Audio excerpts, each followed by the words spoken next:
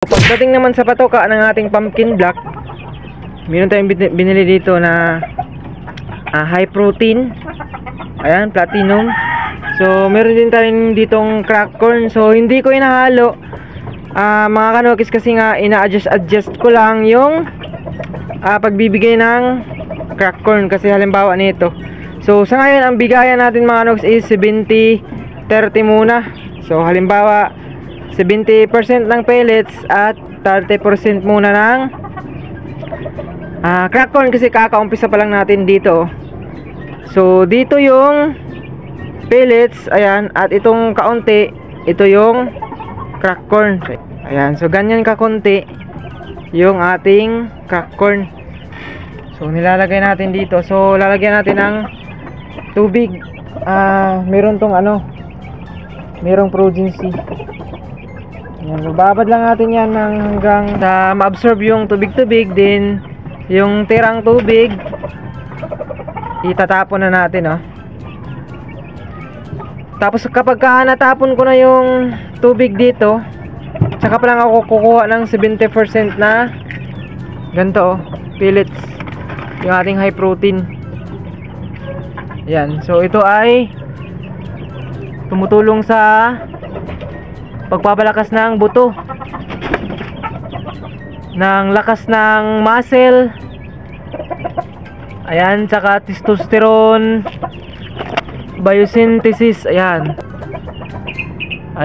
for condition, high protein power pellets. So ito yung binigay natin ngayon. So habang inaantay natin yung ating binababad na crack corn, nandito si pumpkin black, So hindi ko siya dito papakainin, kasi kapag baka may tumalsik na crack corn or pellet dun sa lupa, makakain niya. Dito ko pinapakain mga kanokis. Hindi si kanimayo, So bali dito siya kakain, dito sa hinanda natin na 3x3. Kung may tumalsik man na crack corn, dito sa Carabao grass lang natatapon, kaya hindi masyadong maalikabok yung matutuka niya. So magkatabi sila ni Kanamayan. Si Kanamayan dito ko pinapakain kasi galing siya sa breeding. Ayan, dito si yung ating Raptoron head. So kapag tuwing nagpapakain ako, bawal sila dalawa dito, kasi ito mahinang kumain pag merong inahin. Kaya ayan, dyan siya. So ngayon tingnan natin muna yung ating binababad kung pwede na. So pwede na to mga kanokis, ibubuhos natin yung tubig. Sa 5 days na tayo, kasi ang unang ginawa natin, nagpurga, then 3 araw na bacterial flushing. So hindi ko na pinakita sa video natin. Ganun pa din naman, ilang beses na natin na nasabi yon. So diretso na tayo dito sa patoka. Ayan, siningot talaga natin yung tubig nang sa ganun walang matira. Yung magiging silbing moisture is yung ating crack corn lang. So hindi ito, nakanta na tayo ng high protein natin na pellet. Yan, naka 70 yan mga kanokis, 70-30 tayo din.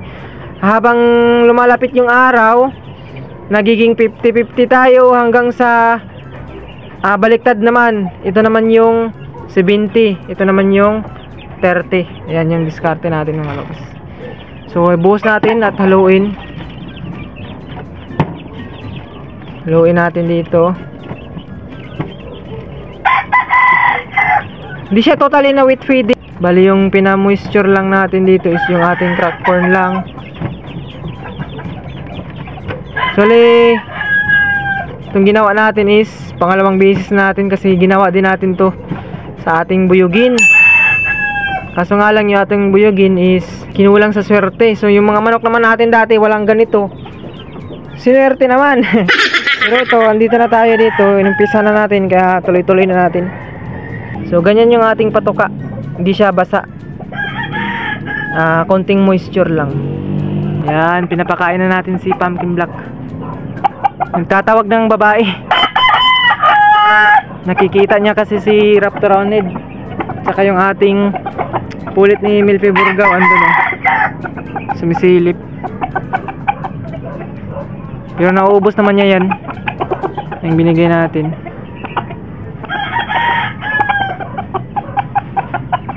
So yung ginagawa natin mga kanoks is nasa 21 days tayo.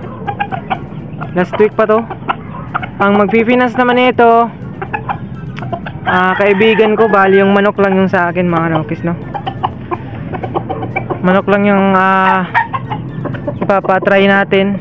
So yung financier natin is yung tropa natin.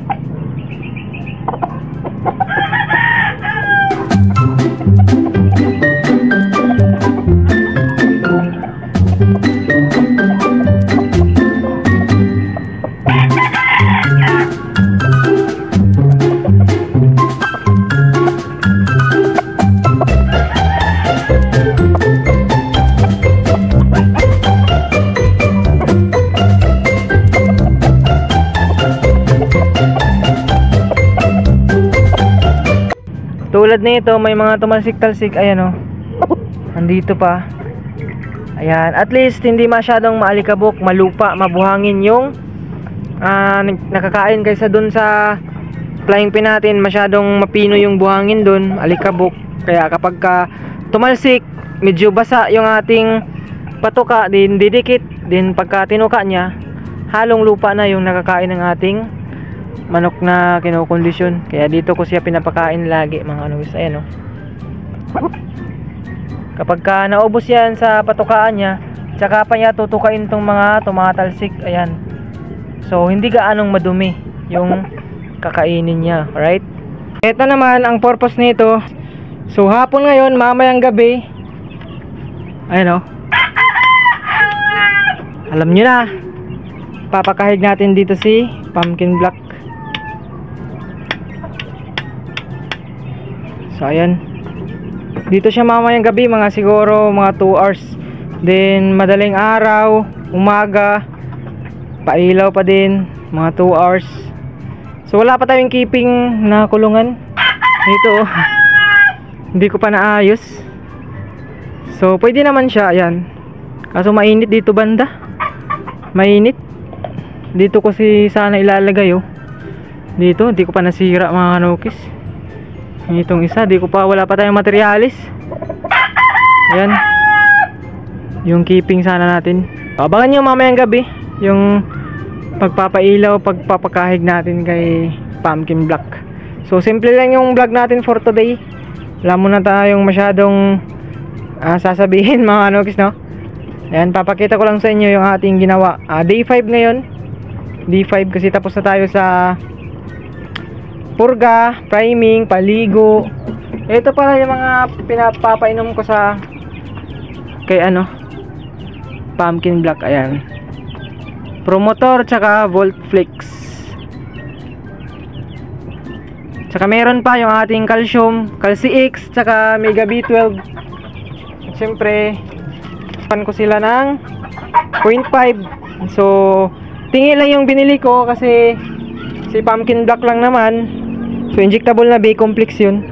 Si Pumpkin Black lang naman, so saktong-sakto na sa kanya, no? So ayan mga kanokis, andun na si Pumpkin Black oh. Dito lang tayo sa malayo kasi nga napakasila na ni Whitey ngayon.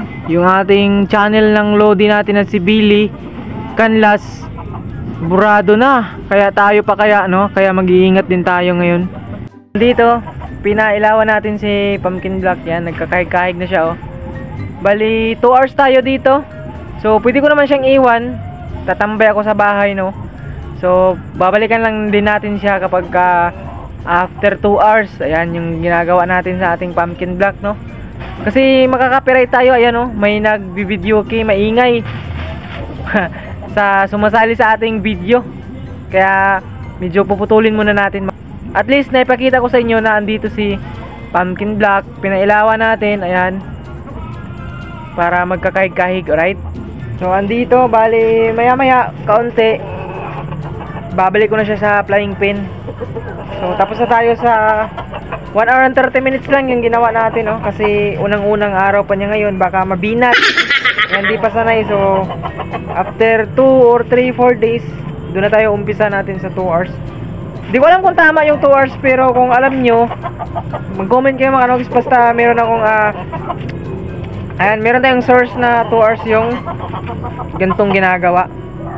Ayan. Siguro last na din to na kukunan ko ng vlog kasi nga nag-iingat na tayo sa ating channel. Baka magaya tayo sa ating mga Lodi, no? Sila sa kanila nga nangyari, sa atin pa kaya na small content creator lang tayo, no? So di ko na ipapakita si Pumpkin Black. Andito naman siya, oh. Ayan yung buntot niya. So yun lang mga nogis. Dito ko na din tatapusin yung vlog natin for today. Shout nga pala sa sulit natin na subscriber na si BB Antigua. Yan, idol, belated happy birthday. Di ka na nabati nung birthday mo kasi di tayo nakapag shout out nun. So ayan, andito, belated happy birthday sa'yo, idol. So hanggang dito lang mga kanokis. Maraming salamat sa lahat na nag-subscribe, nag-like, nag-comment, nag-share, at sa lahat ng mga nanood sa ating gawang videos sa Peace out.